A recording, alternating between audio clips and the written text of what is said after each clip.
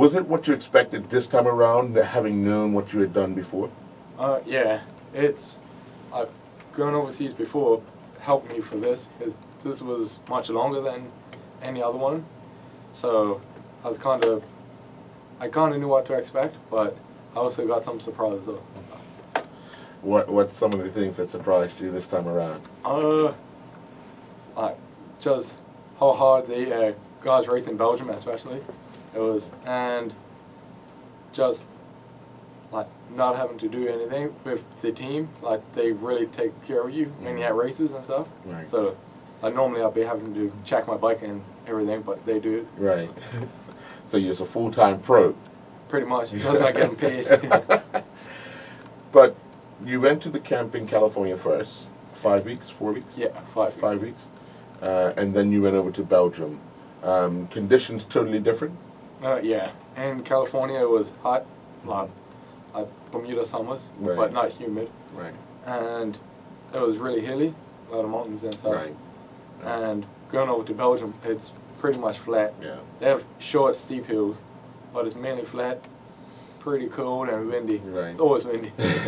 How did you find competing on some of the gravel that you had to compete on in Belgium? Because it's not always just straight road like Bermuda. It's quite a bit. Yeah, it's the cobblestones. They were. Right. I only did a couple races on there, but like you're riding over them, like your arms are just killing you after the race. Right, right. And when you first got over there, obviously it was a learning experience for you. The level of competition, because I was tracking you the whole time you was over there, even getting on your nerves. I'm trying to get you to tell me how the things were going. But competing at that level all the time, under 23s, sometimes in the seniors, it's an eye opener. Where how can you explain it to someone? How can you explain to your local teammates what's the experience you went through? In cycling terms, and then I want you to talk about it in layman terms for someone who's not involved in cycling. Because I know in cycling you guys have different ways of explaining things. Right, and then, yeah. So to your teammates, how would you explain your experience? Wow, it's like in Bermuda, when we go hard for like 30 seconds, the hardest you can go. It's like that for the whole race. It was like, yeah, and the roads in Belgium, like where we race, it was like on tiny farm roads. Right. So it's 100 guys going through a small road where like 3 guys wide can only fit. Right. So if you're at the front, you're fine. Well, you're okay. You have to stay. Yeah. You have to keep the pace going. Yeah, you have to ride hard. And it's like that first race I done. I've heard stories about like how hard it is, but I definitely got an eye opener. It was fun. Now, your first race in Belgium, you didn't finish, right? No. Right. Got a flat? No, I cramped. Oh, you cramped. Got 2 flats. Cramping both legs? Yeah. But then, learning what to do, how to do it, how long did you take to adjust to having to understand you're going to have to go at a different pace, your diet's going to have to change, all the things to get you ready for the race? How long did that take to adjust to?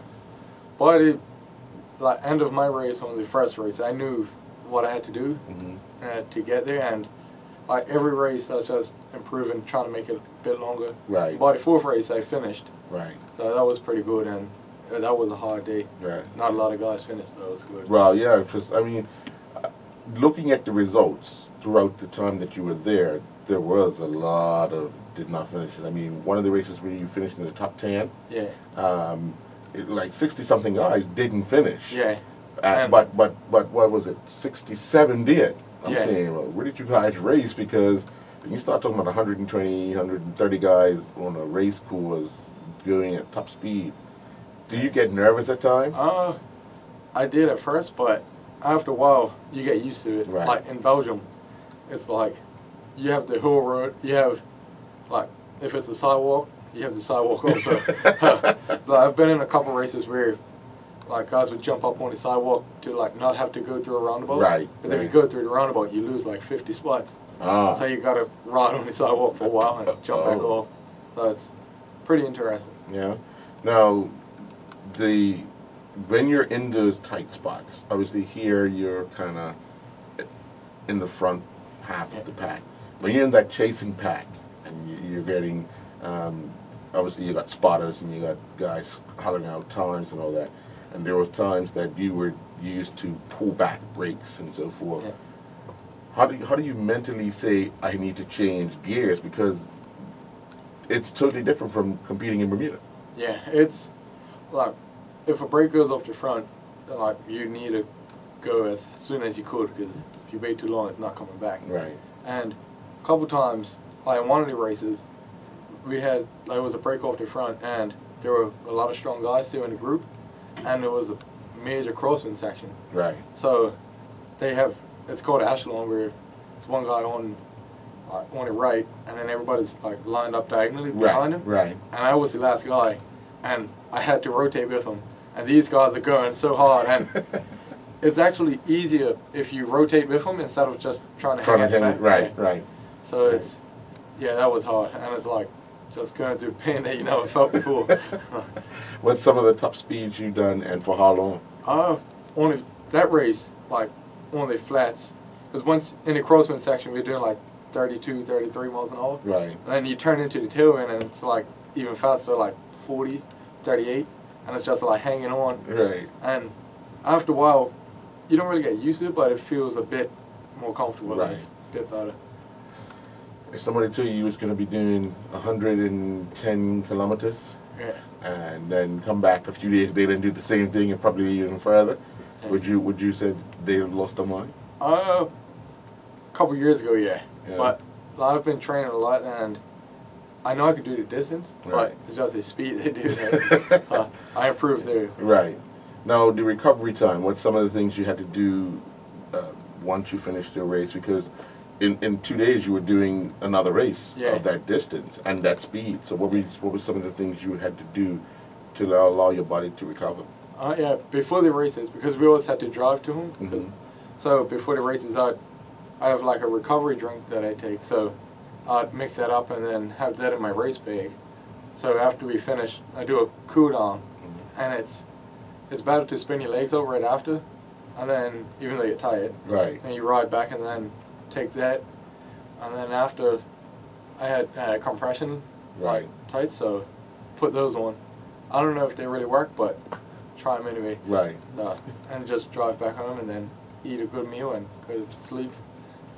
Now, for the layman person, you've just rode 120 and 120 kilometers, which is a long way. And then you say you want to cool down and you want to spin your legs. How important is it for you to do just that? Because that allows you to recover, because your muscles have been going at a certain pace, new to you too. Yeah, your muscles, like, after race, you got all the lactic acid built up and your legs are just really tight. So if you weren't racing for like a week, you don't really need to cool down or anything. You just hop in the car. Right. But if you're planning on racing the next day or a couple days from then, you have to go like 15 minutes just spinning in the Right. easiest gear, just loosening the legs back up. Right. Right. Now, yesterday the Olympic Association announced the Pan American team. For the longest while, we knew Bermuda had one spot, and then when the team was announced, Dominique Mayho's name was in the team. Yeah. When you went to Mexico for the CAC Games, you know what that experience is like in Commonwealth Games as well in Scotland. Now you got the chance to go to the Pan American Games. Yeah. You've looked at the field yet? I kind of know, like, my team's Canadian, so Right. I know who's on the Canadian team. Right. And they're some strong guys.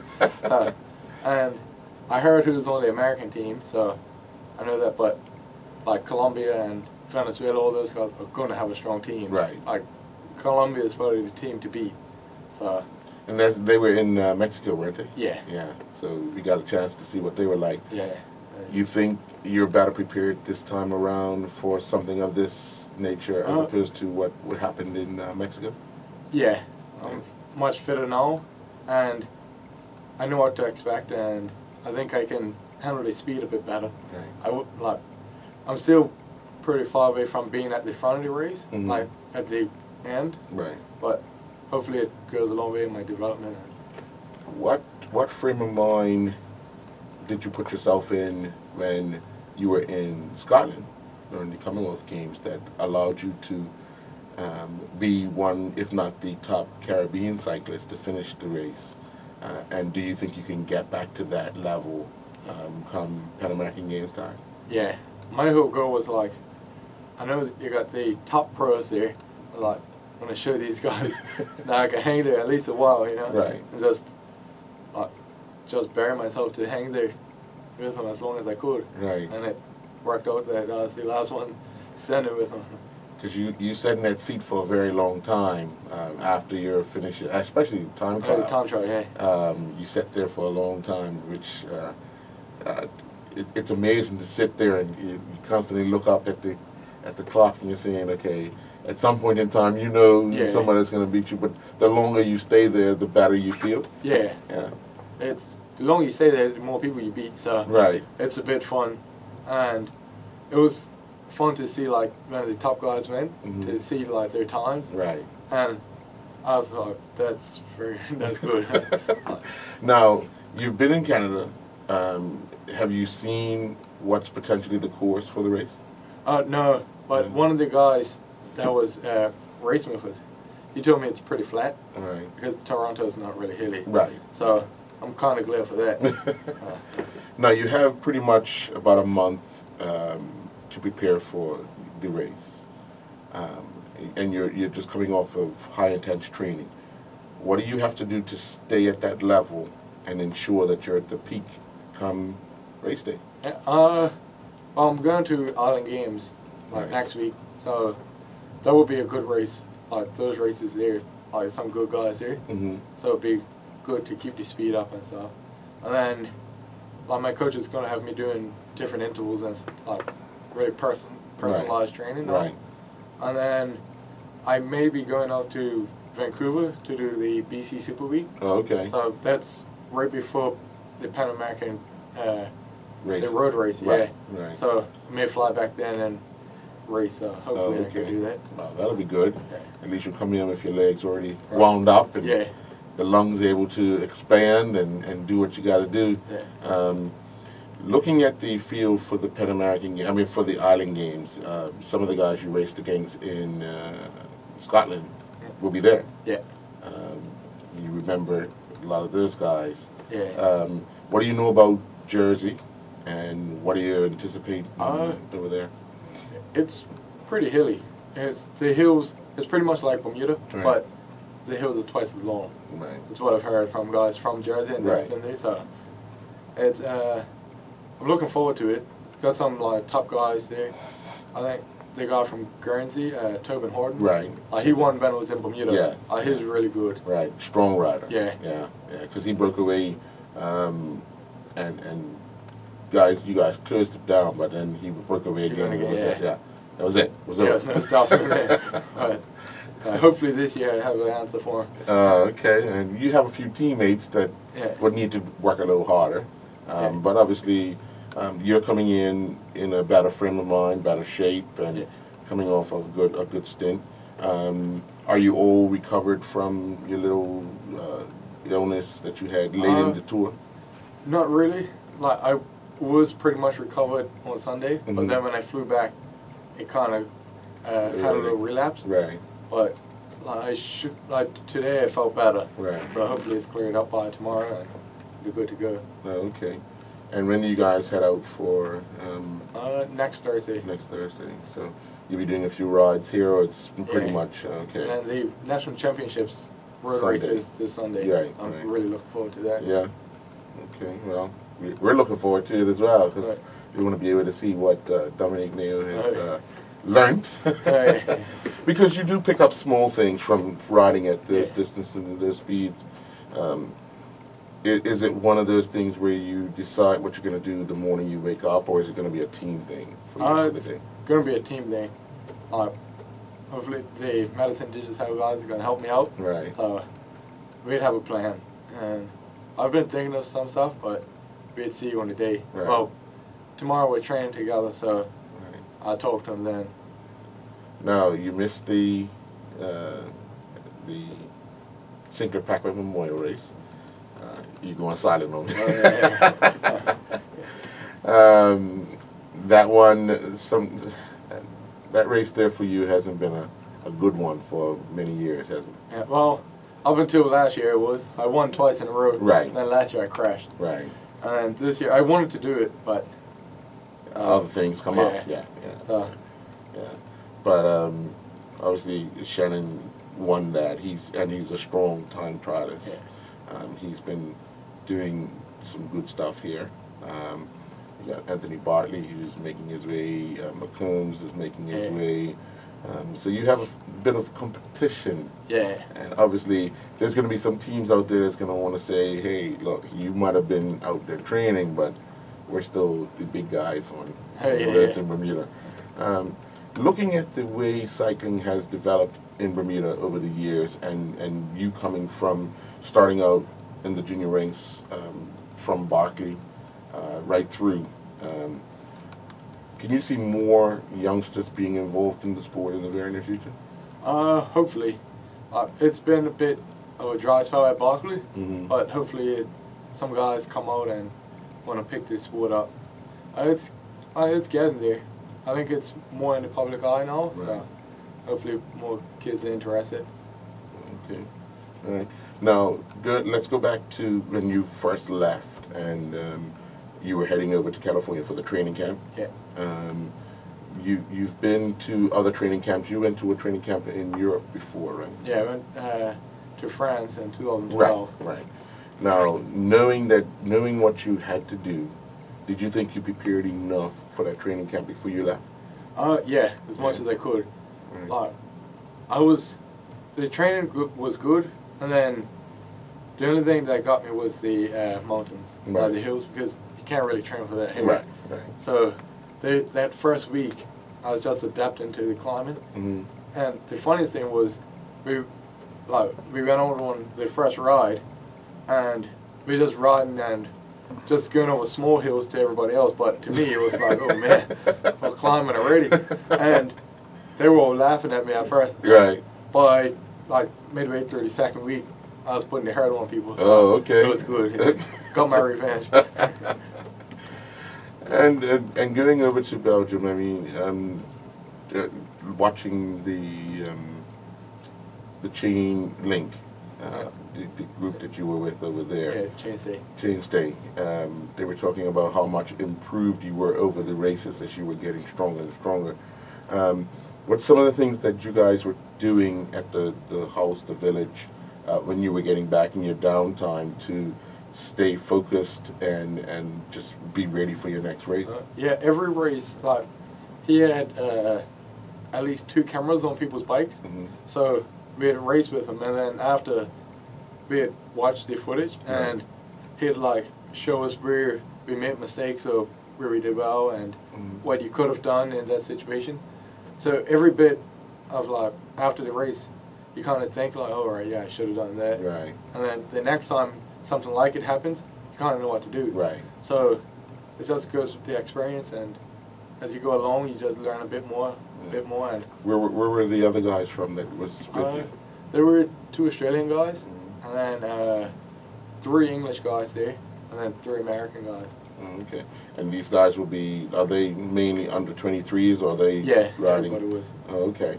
And are they will they be going on the pro circuit, or are they trying to get on teams? They're trying to get on. Okay. Because we all remember Tyler Butterfield at one point in time was riding professionally on the European circuit. Going around, because you guys were racing at the same time, some of the pro guys were racing in those races. Do they stage them just like we do in Bermuda, where you have a full race day, the pros go out in a group, and you guys will go out in a group? In Belgium, like the entry level of pro, which is continental. Right.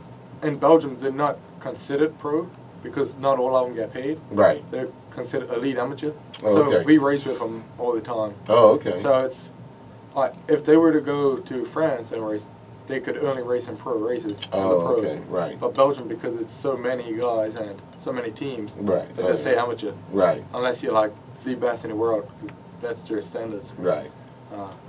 And it was fun. Like you just watch those guys, and like I was in the races and they're not that much faster, Mm. but they can hold the power and the speed that much longer, you know.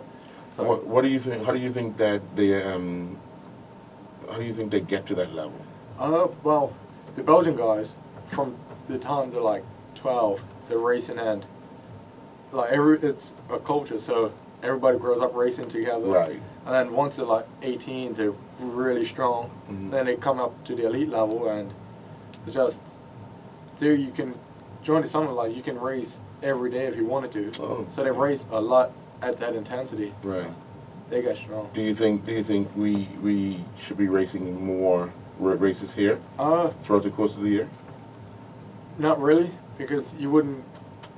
Like, There's not enough competition. Yeah. There's not enough guys to do Yeah. it. Yeah. Okay. There in Belgium, you have so many guys that are like full-time cyclists, even if they're not pro. Right. They're still all like between 19 and 25, trying to make it. Right. So it's you can show up to races like 200 guys, and they're not working. They're training full time. Right. In Bermuda, most of the guys have like careers and jobs, and they do it as just a weekend hobby. You know. Right. So it'd be a long time before you see guys like having more races during the week and stuff like that. Do you think it's added pressure on yourself to ride locally to win now? Not really. Well, I always put pressure on myself to do well. Right. Like, even if I'm not expected to win, I still want to go there and show people I could. Right. I like winning. I was, but I guess like the last couple of years, I've pretty much been expected to win anyway. Right. So I don't know. You just See how it ride that goes. wave, or is it, or do you wake up in the morning saying, okay, I know I'm supposed to win, but it might not be my day, or I've got to do this to make it my day? Yeah, like before races, I felt like I've I want an off day, Mm-hmm. but when it comes to the races, just focus everything on it and just give it 100%. And normally, hopefully, comes out to a win. When you're not riding, especially on this last trip, what was some of the things you were doing to occupy the mind? I was reading a lot. I was like, I never really used to read that much, Right. but lately I've been reading a lot more. It's pretty good. Yeah. Yeah. So you found out a lot about yourself Yeah. by reading. Okay. Yeah. All right. And now you say when you're here or when you're riding, you have to do a lot of the work on your bike yourself. But over there, but were you able to look to see what they were doing when they were checking over the bike or putting it together, just to learn a few things? Well, I already know most things because Right. I work at Venezuela. Yeah. So I've been working on bikes a long time now. Right. So I kind of know not everything, but always learn. Right. But I know most things. If it's not something crazy, then I could do it myself. But Right. it's pretty cool to not have to, after like 5 hours of racing, not have to worry about checking your bike. Right. Because in Canada, the races were a lot longer. They were like 160K. So 160. That's yeah. Ooh.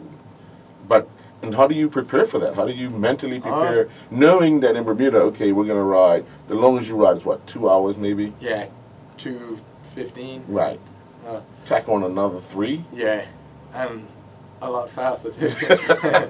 But it's in California helped because we rode a lot. Right. And you don't really have to train to the distance. You have to train for the time.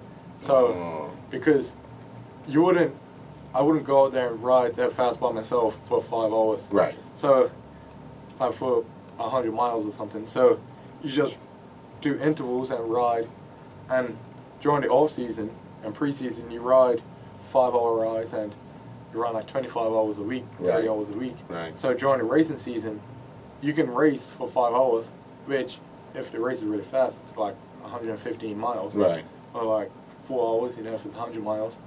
So it's not really based off the miles, it's the time. Right. What's the distance for the national championships this weekend? 100K, so 62 miles. Okay. What's the route? It's the Prospect Loop, so from Right.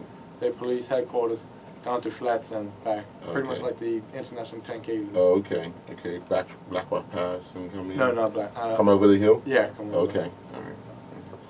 You're looking to do each lap in about, what, about 15 minutes?